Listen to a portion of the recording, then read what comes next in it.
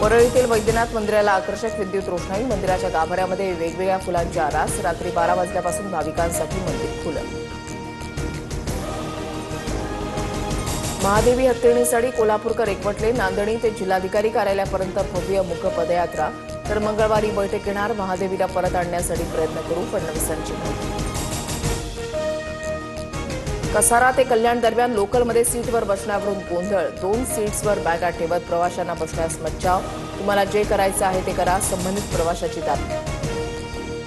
मुंबईत गणेशोत्सवाची लगबग, अनेक मंडळांच्या मंडपामध्ये बाप्पाचं आगमन, काळा चौकीचा महागणपती, खेतवाडीचा राजा, कुर्ल्याचा महाराजा, परळच्या मोरयासह इतर गणरायांचा आगमन सोहळा जल्लोषात.